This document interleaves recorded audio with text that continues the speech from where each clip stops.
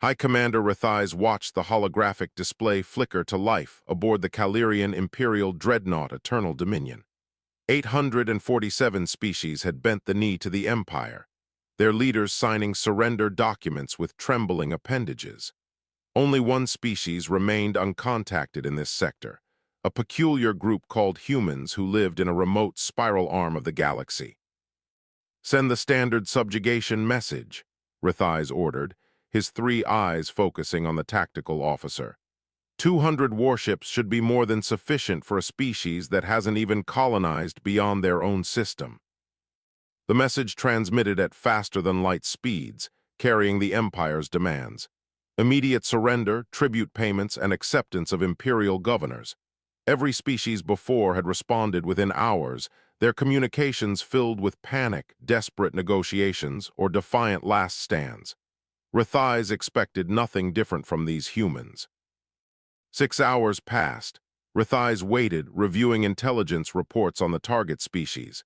Humans possessed faster-than-light travel, basic energy weapons, and primitive shielding technology, nothing impressive by galactic standards. They had explored a few nearby star systems but established no colonies, no mining operations, no territorial expansion. A peaceful species, probably. Easy prey. 20 minutes later, a response finally arrived. Rathais leaned forward, expecting the usual terrified babbling. Instead, he found a simple text message from something called Earth Defense Coordination. The message read, "Got your message. Leadership is reviewing it. Should have an answer by Thursday. Thanks for reaching out." Rathais stared at the words. His second-in-command, Admiral Krennies, approached with visible confusion. "Sir, they sound like they're responding to a business inquiry, not a declaration of war." "Perhaps they don't understand the severity," Rathais muttered. "Prepare a demonstration, destroy one of their moons. That usually clarifies our intentions." The fleet moved into position near a large moon called Titan, orbiting a gas giant in the outer system. Weapons charged, targeting computers locked. Before the order to fire could be given, another message arrived. "Please don't destroy that one. We're using it for research. Here's a list of 42 asteroids you can blow up instead if you need to demonstrate something. Coordinates. Attached, appreciate your consideration." Krennies read the message 3 times. "Sir, they're suggesting alternative targets for our demonstration of power." "I can read," Rathais snapped, though internally he felt deeply unsettled. No species had ever responded this way. Fear, anger, desperation, yes. Casual helpfulness, never. Thursday arrived by human timekeeping. The official response came through standard diplomatic channels. Rathais expected lengthy explanations, perhaps desperate offers of limited tribute to avoid total conquest. The response was 3 sentences long. "We have reviewed your offer of imperial governance. We respectfully decline. Please exit our territory at your earliest convenience. Signed, Deputy Assistant Coordinator for External Relations, Earth Defense Coordination." "Deputy Assistant," Krennies whispered. Their primary leadership didn't even bother responding. Rathais felt anger building. This primitive species dared to treat the Empire with casual dismissal. "Show me their planet's communications. I want to see their panic, their preparations for war." The intelligence officer brought up intercepted human broadcasts. Rathais watched news programs from Earth, expecting to see emergency sessions, military mobilizations, citizens fleeing cities. Instead, he saw a sporting event dominating the coverage, something about athletes throwing balls through hoops. The war declaration received a brief mention as the 5th story, sandwiched between weather reports and celebrity gossip. One human official appeared in an interview asked about the imperial threat. The official shrugged. "We're monitoring the situation. Our defense protocols are adequate. No need for public alarm." "Adequate?" Rathais roared. "They consider their defenses adequate against the Empire." Krennies pulled up more data. "Sir, their military readiness level hasn't changed. No troops mobilized, no evacuation orders, no emergency meetings. They're treating this like a minor administrative issue." The social media feeds proved even more baffling. Humans posted jokes about the invasion, created humorous images, debated whether the aliens were even real. One popular post read, "If they were serious, they'd have attacked already, probably just lost and asking for directions." Rithais convened his command staff in the war room. Analysis: why are they not afraid? The intelligence director spoke first. 3. Possibilities, Commander. 1. They are ignorant of galactic military capabilities. 2. They are collectively insane. 3. They possess knowledge we lack. Option 3 is impossible, Rithais declared. We have conquered nearly 1,000 species. Our intelligence is flawless. They are either stupid or crazy, and either way they will learn. He turned to the fleet commander. Prepare the invasion force. We proceed to Earth. 200 ships, full assault configuration. Show them what real power looks like. The orders transmitted across the fleet. 200 warships aligned in attack formation, their engines burning bright as they began the 3-week journey to Earth. Rithais stood on the bridge, watching the stars streak past.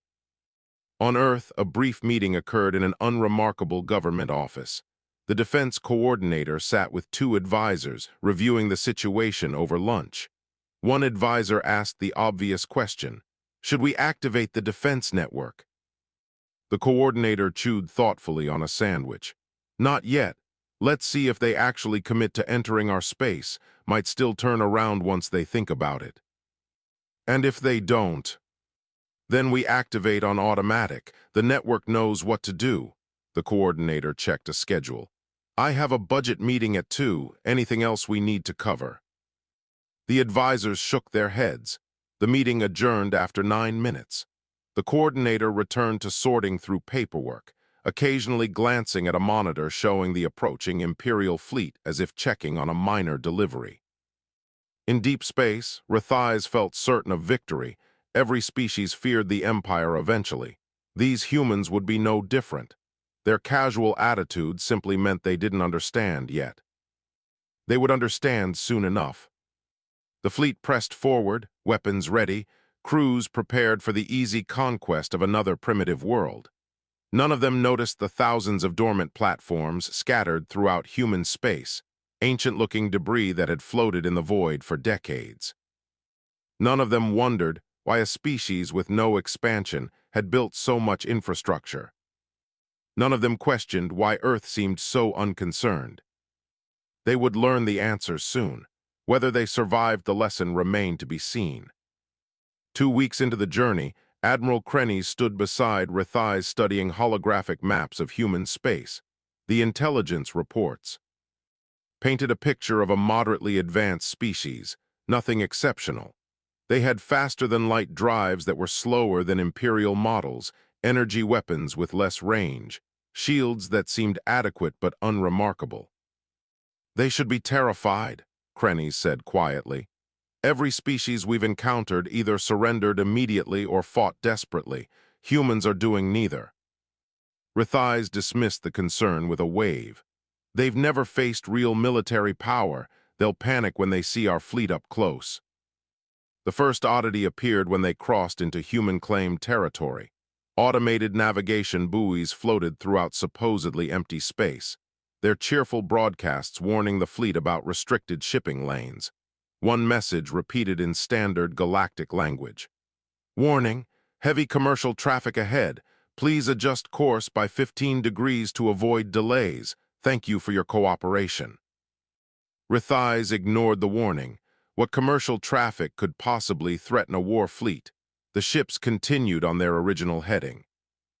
3 hours later, sensors detected massive vessels approaching fast. Tactical officers assumed defensive positions, preparing for the human military response.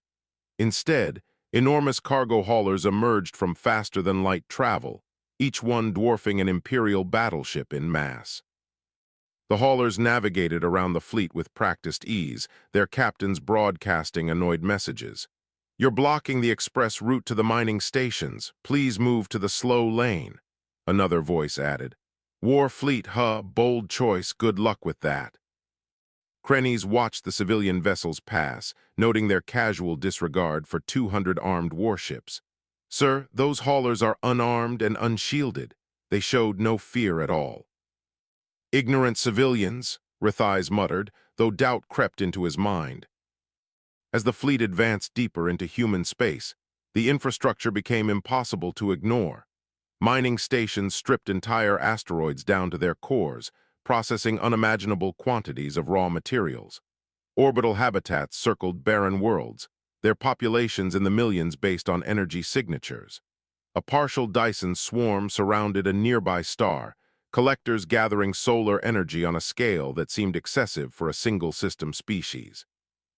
Construction yards floated in orbit around a gas giant, building vessels that made imperial dreadnoughts look small, yet all of it appeared civilian in nature.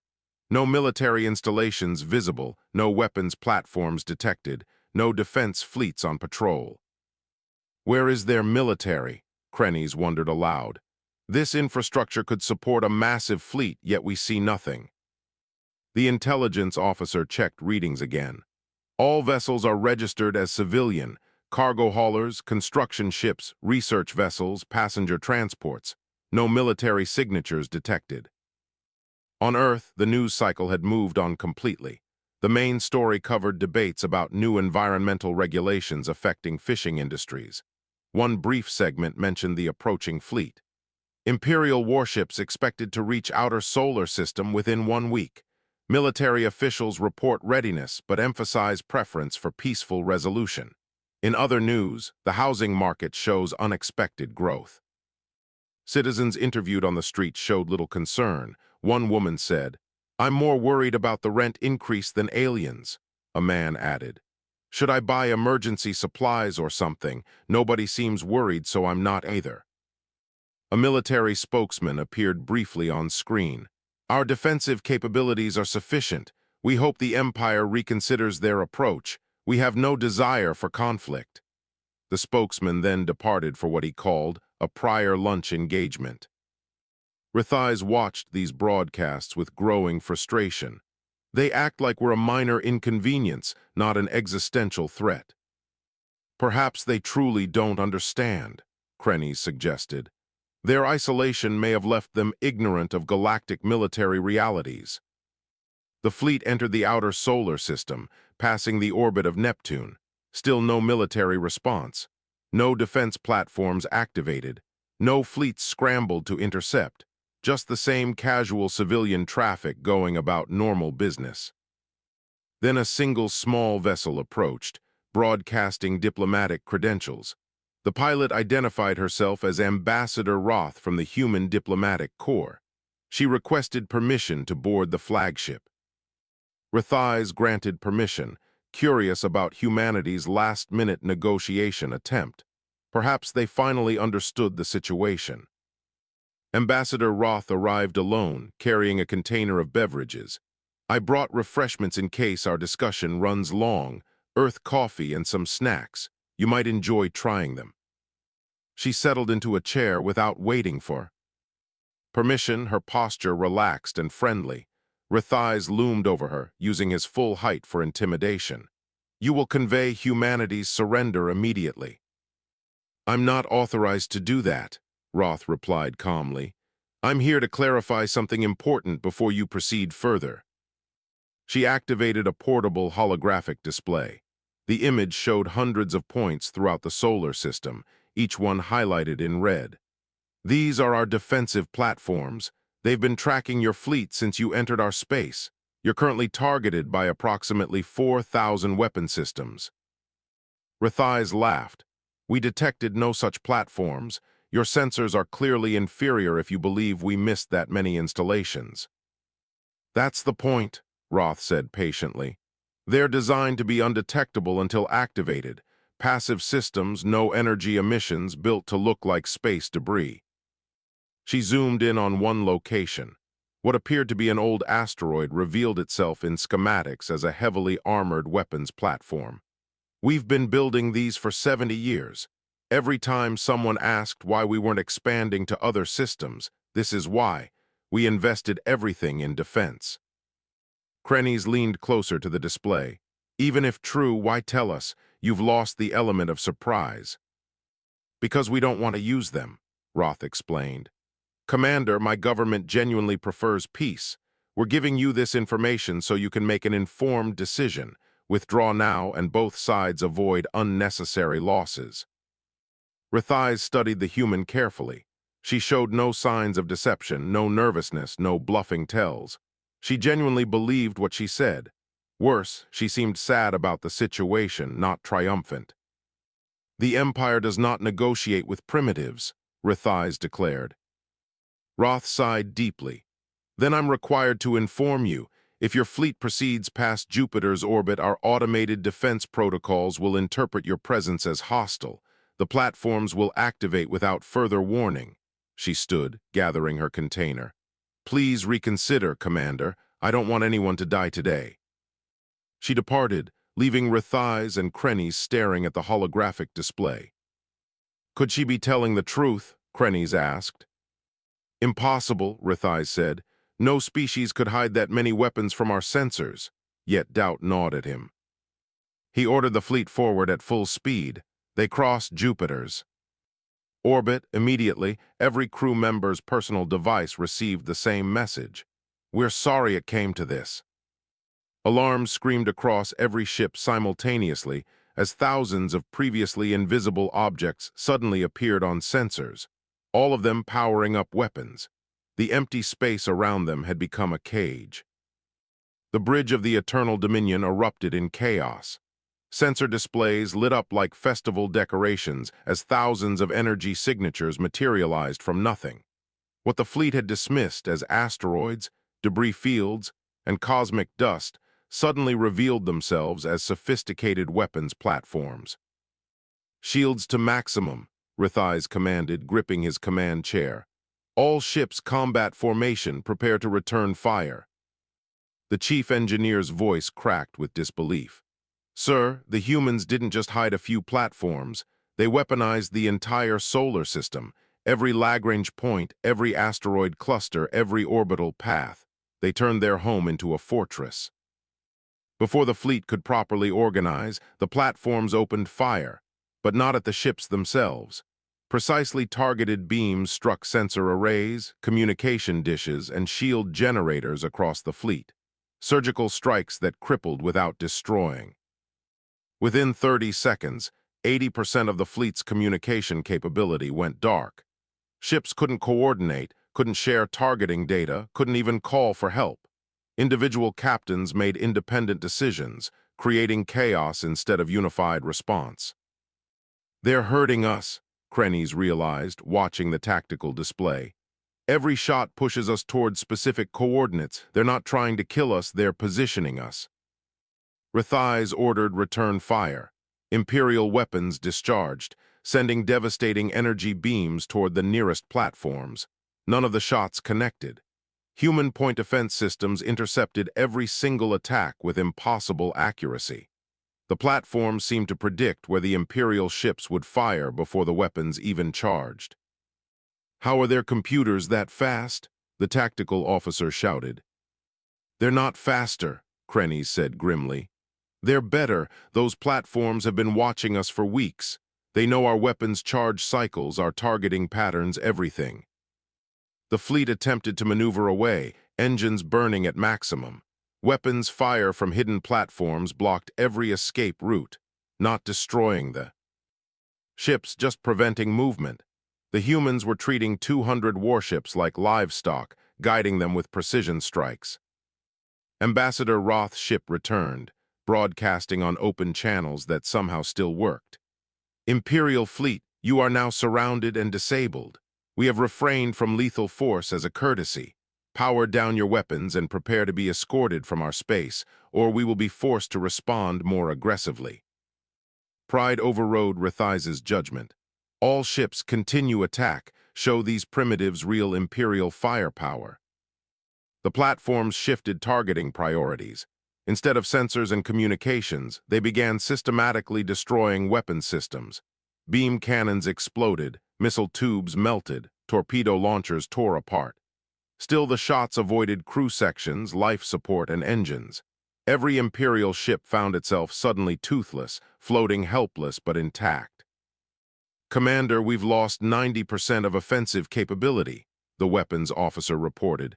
"We can't fight back." Rathais stared at the tactical display in horror. His mighty fleet, the pride of the Empire, reduced to harmless debris in minutes, and not a single crew member killed. The humans had dismantled their military power with surgical precision. Roth's voice filled the bridge again. "Commander Rathais, please, nobody needs to die here. Your crews are all alive because we chose to keep them that way. We could have vaporized every ship in the opening salvo. We didn't. That should tell you something about our intentions." "You lecture me about mercy while destroying my fleet," Rathais roared at the communication panel. "Your fleet is disabled, not destroyed," Roth replied patiently. "Every single crew member is still breathing. That was deliberate. We could have killed everyone. We chose not to." Her voice softened. "We learned hard lessons in our own history, Commander. Total war, mutual destruction, victories that felt like defeats. We decided if we ever had to fight again, we'd do it differently." "Weakness," Rathais spat. "A true warrior seeks total victory." "We seek total peace," Roth countered. "There's a difference between winning and surviving. We prefer everyone survives." She transmitted new terms. All Imperial ships would receive repairs sufficient to return home. Crews would get supplies and medical care. No ransom, no prisoners, no demands. One condition: the Empire agrees to leave human space permanently and recognize their sovereignty. "You expect me to accept charity from those who defeated me?" Rathais asked bitterly. "I expect you to accept wisdom from those who tried to avoid this," Roth said. "Commander, please look at your situation objectively. Continued resistance guarantees death for your crews. Accepting our terms guarantees life. Which choice honors your people more?" Krennies approached quietly. "Sir, she's right. We're defenseless. If they wanted us dead, we'd already be dead. Our crews deserve to go home." "The Empire doesn't retreat," Rathais said, but his voice lacked conviction. New contacts appeared on sensors, massive vessels emerging from faster-than-light travel. These ships dwarfed the cargo haulers, bristling with weapons that made Imperial armaments look primitive. Roth's voice returned with a harder edge. "That's the actual military, Commander. Everything you've faced so far was just the automated peacetime security system. Those ships represent our dedicated defense force. They weren't even activated until now because the platforms were handling the situation." She paused. "I'm going to transfer you to their commander. She's less patient than I am." A new voice, crisp and professional, filled the bridge. "Hi, Commander Rathais. This is Commander Okoy of the Sol Defense Force. Ambassador Roth has been remarkably patient with you. I'm less diplomatic. You have 10 minutes to accept her terms. After that, I stop asking nicely." A tactical display appeared, showing human military vessels surrounding the Imperial fleet in a perfect sphere, every weapon locked and ready. "Your move, Commander," Okoy said flatly. Rathais looked at Krennies, at his crew, at the ruins of his fleet. Pride warred with responsibility. Finally, pragmatism won. "We accept your terms." "Thank you," Roth said, relief evident in her voice. "Truly, you've made the right choice." Human repair vessels approached, carrying tools and spare parts. Rathais watched through the view screen as human engineers boarded, expecting gloating victors. Instead, they smiled, spoke pleasantly, and immediately began helping Imperial crew repair critical systems. One young human engineer worked alongside an Imperial technician, humming casually. The technician stared at him. "You just defeated us. Why are you helping?" The human shrugged. "War's over, no point being mean about it, besides you folks have a long trip home. Want to make sure your life support stays working." He offered a tool. "Hand me that plasma welder." Rathais retired to his quarters, watching Earth through a porthole. The blue planet hung peaceful and beautiful in the distance. A world that had barely noticed a war fought in its name. A species that prepared for conflict but hoped for peace. Warriors who won by making victory unnecessary. He finally understood why humans hadn't panicked. They never needed to. 3 weeks after the incident, Rithai stood before the High Council of the Calirian Empire on the capital world. The chamber held representatives from hundreds of conquered species, all waiting to hear how a fleet of 200 warships had been defeated without destroying a single human vessel. Supreme Chancellor Vornes occupied the central throne, his expression carved from stone. Explain how your fleet was neutralized by a species we classified as minor. Rithais provided the tactical analysis, describing human stealth technology that far exceeded Imperial intelligence estimates. He explained the precision targeting that disabled rather than destroyed, the defensive network built over decades, the casual competence of human forces. They could have annihilated us, Rithais concluded. They chose not to. They wanted us alive to deliver a message, peace through strength, restraint through capability. Murmurs rippled through the gallery. Ambassador Teles from the Rathani Confederacy leaned forward in his seat. This contradicted everything the Empire taught about warfare.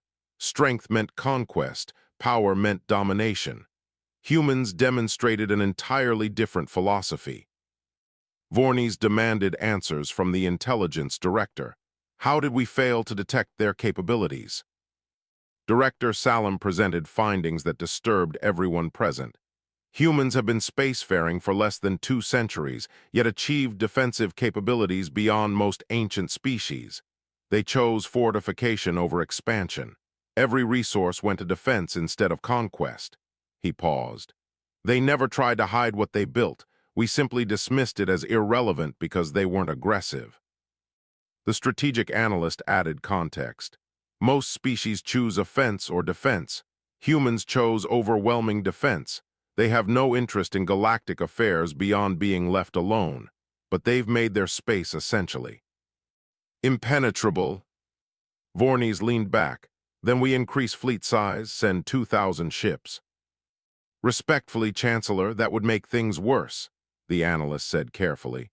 Human infrastructure can expand their automated defenses exponentially. More critically, they showed restraint against 200 ships. A larger fleet might force them to respond lethally.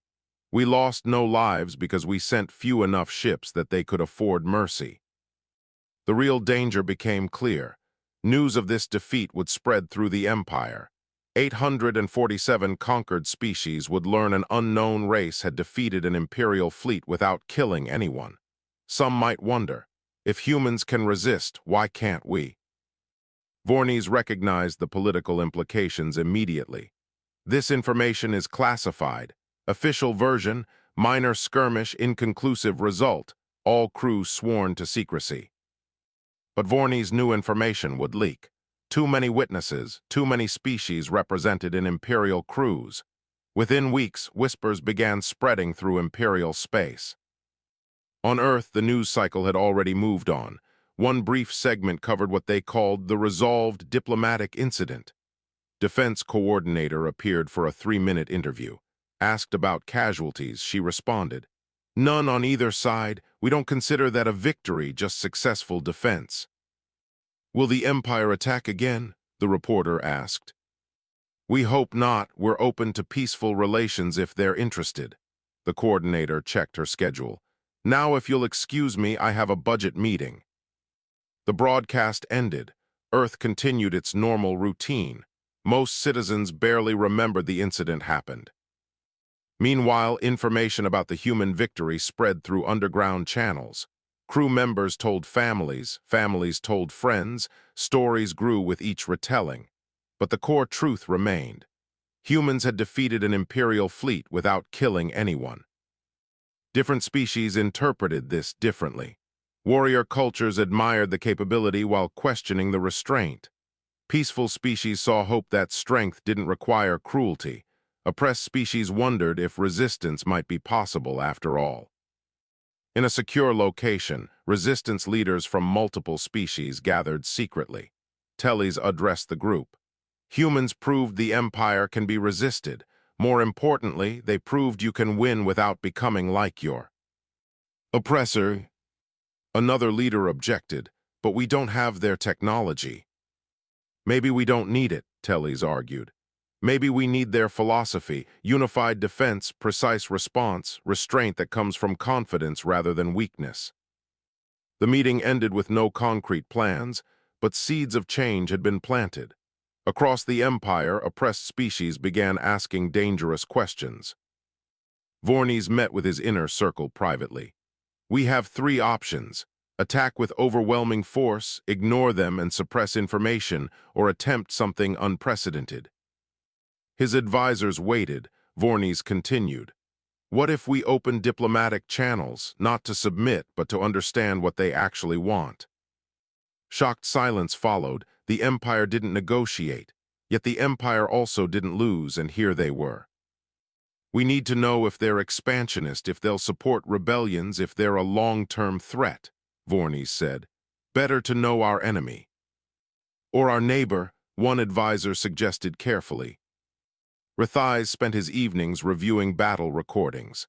One moment stood out: Ambassador Roth's genuine disappointment that fighting had occurred. She truly hadn't wanted conflict. The human engineers who repaired Imperial ships had shown no hatred, no superiority, just professional courtesy. He remembered one young technician humming while fixing weapons systems, treating the task like any other job.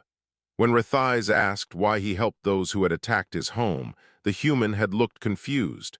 War's over. What's the point of being mean about it?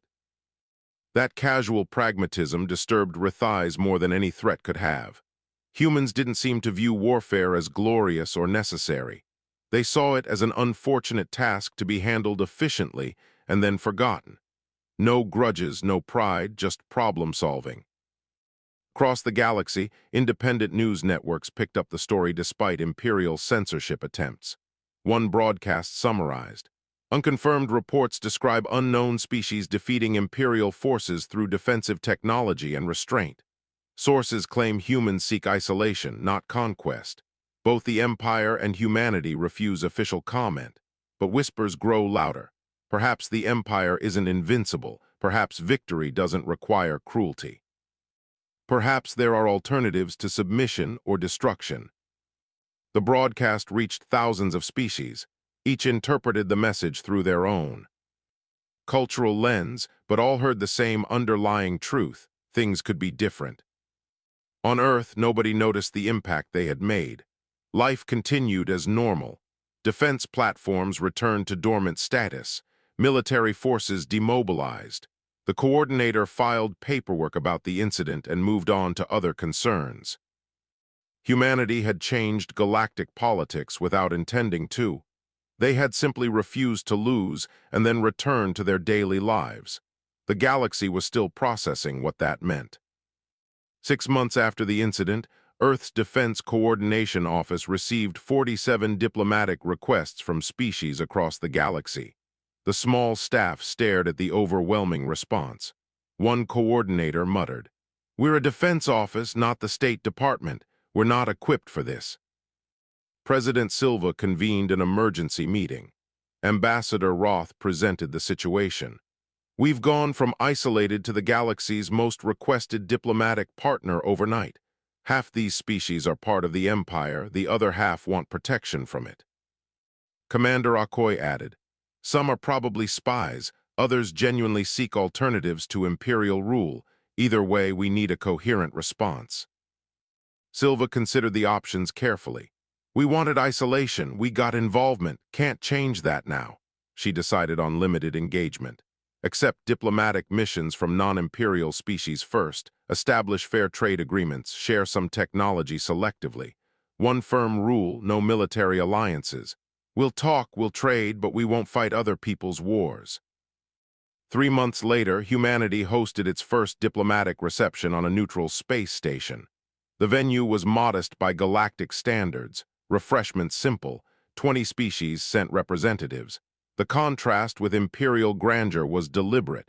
Humans preferred substance over spectacle. Ambassador Teles from the Rathani Confederacy observed the human approach with interest. Even their diplomacy was understated. No grand speeches, no elaborate ceremonies, just practical discussions about mutual interests. Various species approached with different agendas. The Dranith, a warrior culture, requested training. Your defensive tactics were impressive. Will you teach us? The human diplomat responded carefully. We'll share defensive strategies. We won't train anyone for conquest. There's a difference. The Mindorian collective, known for peaceful philosophy, asked, how did you maintain peace while building such power? We built power to maintain peace, came the reply. Not the other way around. The weapons were never the goal, safety was. Each species learned that humans wouldn't be what they hoped or feared. Humanity offered partnership, not leadership, trade, not tribute, knowledge, not control. An unexpected arrival disrupted the reception. Supreme Chancellor Vornes himself led an imperial delegation. Security tensions spiked immediately. Vornes requested a private meeting with President Silva. After careful consideration, Silva agreed. In a secured room, the two leaders faced each other alone except for translators. Vornes spoke first. Your actions have caused considerable disruption to galactic order. Silva responded evenly. Your fleet caused the disruption. We merely responded to an invasion. Semantics aside, species across the Empire now question our authority, Vornes said bluntly. I came to offer a treaty. The Empire recognizes your sovereignty. In exchange, you stop inspiring rebellion. We're not inspiring anything, Silva replied. We're just existing. If your subjects are inspired by that, perhaps examine why. Vornes shifted tactics. What do you actually want, really? Silva's answer was simple. To be left alone, to live peacefully, to defend ourselves if necessary. We don't want territory, subjects, or galactic influence. We want to exist without threats. That's all, Vornes seemed skeptical. That's everything, Silva confirmed. After hours of negotiation, they reached an agreement. The Empire would recognize human independence. Humans would agree to peaceful coexistence. No military commitments either direction. Open communication channels for future issues. It wasn't friendship, but it was functional. This doesn't mean the Empire approves of your philosophy, Vornes stated. Don't need your approval, Silva replied. Just need you to respect our boundaries. News of the Imperial Treaty spread rapidly. For the first time in recorded history, the Empire had recognized sovereignty without conquest. The precedent sent shockwaves through galactic politics. Some species attempted to follow humanity's example. Others intensified their resistance. The political landscape was shifting. 1 year after the incident, Earth had established relations with 89 species. Trade flourished, cultural exchanges began. Human engineers helped other species improve their defensive capabilities. But humanity remained primarily focused on internal affairs. The galaxy existed. Humans acknowledged it, but Earth-based concerns still dominated their attention. Ambassador Tellez visited Earth to understand human philosophy better. He toured cities, spoke with regular citizens, visited military installations. One conversation with a factory worker named Henry proved enlightening. Your species defeated an empire. How do you feel about that? Tellez asked. Henry shrugged while working. Didn't really defeat anyone, just made them leave.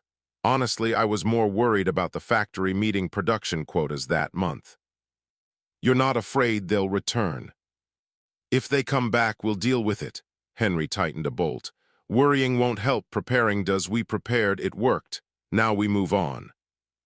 Tellez finally understood. Humans weren't warriors or pacifists.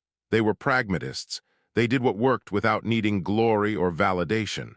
Fighting was just another problem to solve efficiently and forget. Within the Empire, subtle changes occurred. Vornes implemented small reforms, not from kindness but pragmatism. He recognized that species with more autonomy rebelled less. The Empire remained authoritarian but slightly less oppressive. Even tyrants could learn. Rethais, now serving as advisor to Vornes, observed, the human approach influences even us. We're adapting whether we want to or not. Don't mistake adaptation for approval, Vornes warned, but survival requires flexibility. Earth's government reviewed the year's developments. President Silva addressed the global assembly. We didn't ask to become galactic examples. We wanted isolation. But isolation isn't possible anymore, so we'll engage on our terms, help those who ask, defend ourselves when necessary. But we won't become conquerors or crusaders. We'll remain who we are, just with more neighbors. Across the galaxy, humanity's philosophy spread not through force but through example. Some species adopted it, others rejected it, most simply acknowledged it as a valid alternative.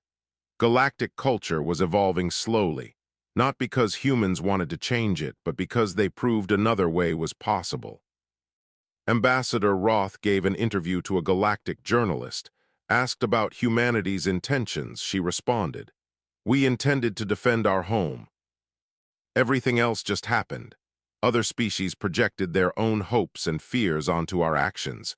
We're not heroes or revolutionaries. We're just people who wanted to be left alone and prepared accordingly." What's humanity's message to the galaxy? Roth smiled. "We don't have a message, but if we did, it would be simple. Peace is possible, strength doesn't require aggression, and sometimes the best victory is the fight that never happens." On Earth, life continued normally. People worked, laughed, argued about politics and sports. Ships came and went from orbital stations, mixing human and alien vessels. News broadcasts mentioned diplomatic developments that most citizens ignored. The defense network remained dormant, waiting patiently, never hoping to activate, but ready if required. Earth and its silent guardians maintained their watch, peaceful, prepared, and remarkably casual about the entire situation. The galaxy was still learning what that meant.